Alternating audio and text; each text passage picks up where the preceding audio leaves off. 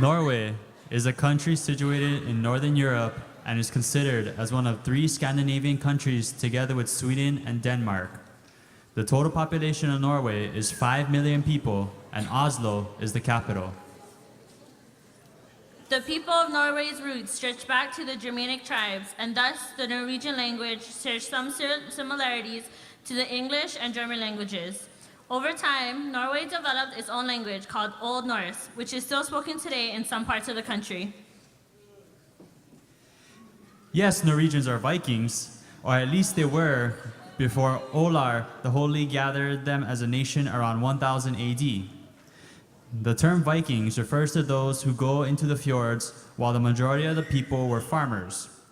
Although they are not proud of their Vikings plundering and raping, there is something about the Vikings that still stirs a sense of national romanticism among Norwegians. Norwegians believed in Odin and Thor, the thunder god, until they were united around 1000 AD.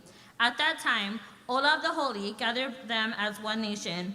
In 1814, Norway became a free country after being invaded and occupied for hundreds of years by Denmark, Sweden, and Germany. Every May, Norwegians celebrate National Day when they walk around in itchy woolen suits called bunater. Norway is a country formerly living in poverty until they found oil in the 1970s.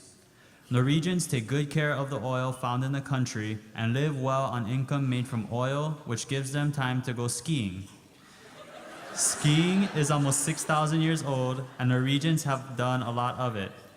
They also invented the paperclip and artificial fertilizer and eat lunches consisting of bread and brown cheese. Norwegians enjoy telling mysterious stories of trolls and princesses and lucky farmer boys. The Norwegian fairy tale you are about to see played out is a very common one in Norway, reflecting the sturdy Norwegian farmer and his adventures.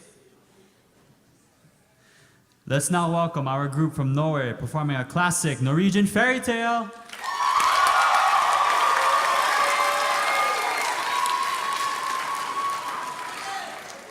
Mjød og fitte, her var det mange spik spennet gærne igjen.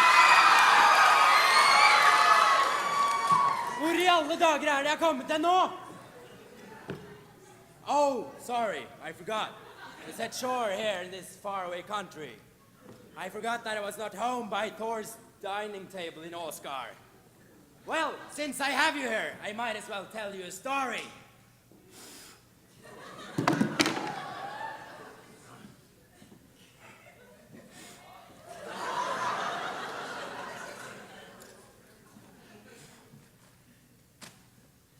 Once upon a time, there was a farmer and his wife.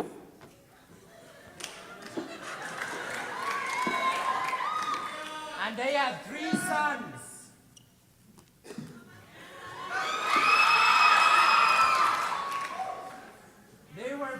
They were poor, badly off, old and frail, and his sons would not do anything.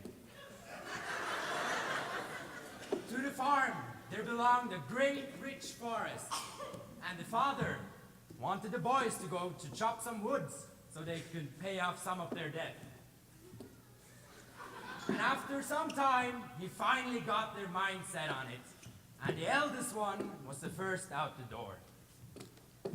He asked his mother for some food, and he took his axe, and he headed out.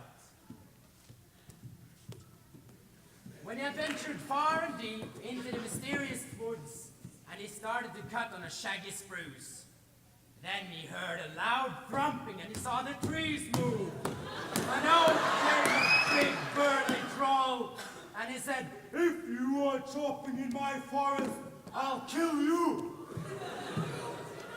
When the boy heard that, he threw the axe and bolted home the best he could. He made it home, clean out of breath, and he told his family what had happened. His father, he said, "You are a chicken-hearted, and the trolls have never spared him from chopping woods when he was a young lad." The day after, the second son set out, but his luck was no better. When he had struck a few blows in the fur, The troll came out of the forest and said, "If you want trouble in my forest, I'll kill you."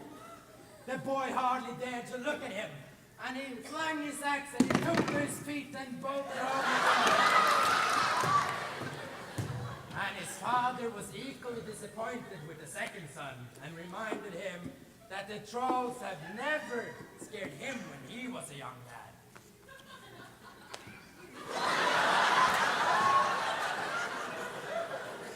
The third day came, and the youngest of the three brothers, Askeladden, said he wanted to go. But the brothers laughed. "Yeah, you could do it.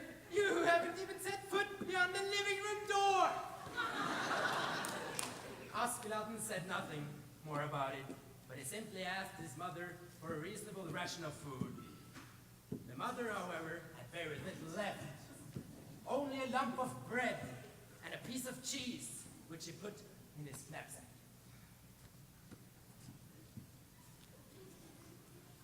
And then he set off. He wandered deep into the forest to the same far and found the axe on the ground.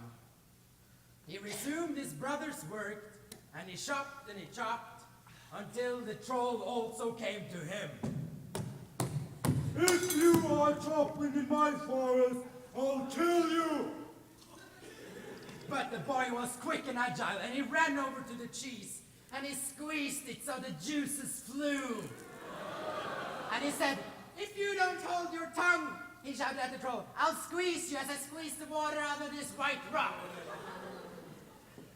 Oh no, dare me, spare me, said the troll. Let me instead help you to cut. And on that condition, the boy spared his life. The troll was an effective lumberjack, and they made a good pile of wood. But as the day drew to an end, the boy said that he had to go home to eat. But the troll said, "Now that is twice as far as home to me. Let me make you some dinner." The boy agreed to this, and said as they entered home to the troll, he was asked to go for the water while the troll made up the fireplace.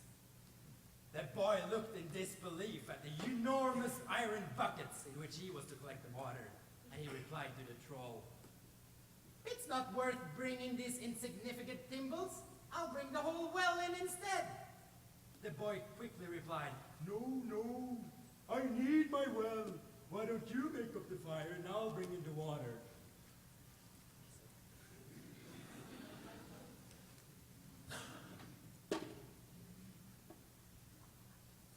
When the troll came back with the water, he cooked up a huge pot of porridge.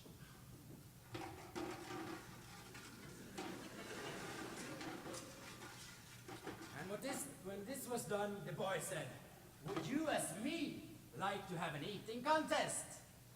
The troll got excited and said, Oh yes. believing that this was something he could do well in. As they sat down to dinner, and the troll looked another way, the boy stole the backpack and tied it in front of him, in front of the stomach here. And he scooped more into it than he took in his mouth. And when the bag was full, he took out his knife and he cut a gash in it. The troll looked at him, but he said nothing. And when they had eaten quite a while, the troll laid down his spoon and said, Oh no, I don't want to eat anymore. I am stuffed, I am so full. he said. "Are you done already?" the boy replied. "I am barely half full. Do as I did and cut a hole in your stomach. Then you can eat as much as you want." But doesn't it hurt dreadfully? asked the troll. "Oh, nothing to speak of," replied the boy. So the troll did as the boy said, and as you might suspect, the troll's life came to an end.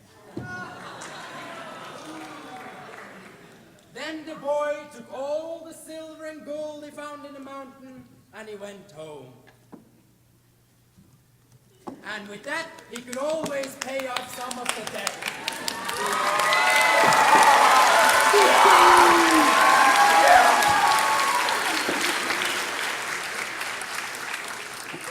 All right. Thank you. We will fare on our longboat home now soon.